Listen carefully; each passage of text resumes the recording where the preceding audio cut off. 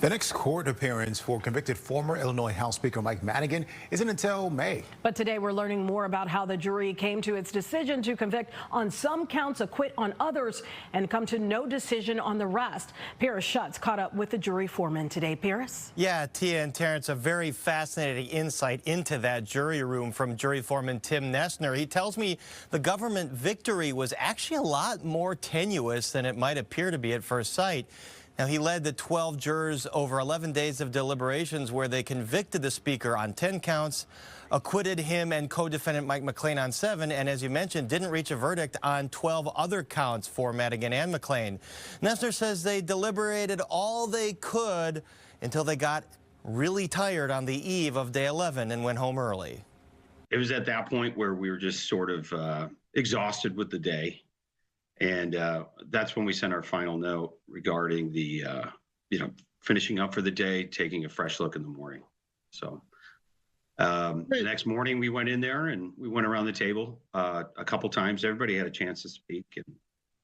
And it was clear to everyone that we had reached that impasse and that everybody was comfortable with their own decisions on each count at that point. And we were ready to just move forward.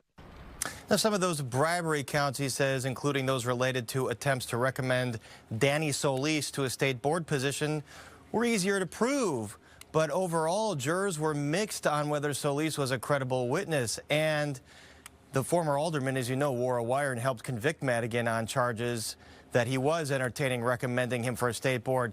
Now, the big count, racketeering, they did not come to a decision on that. Nessner tells me the jurors were 11-1 ready to acquit, only one holdout, which led to no verdict at all.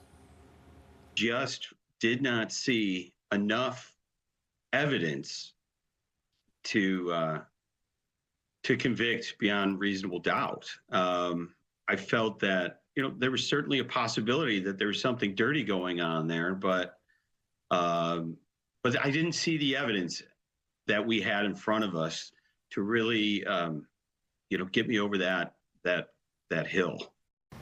And all the jurors sat for 4 months of testimony, heard more than 60 witnesses, and had to process countless pieces of evidence. It's really interesting, Tia and Terrence. Nessner saying he felt this case was government overreach, despite the fact that he led the jury to 10 convictions. A very interesting insight, and we'll have more on this tonight at 9:30 on Paris on Politics.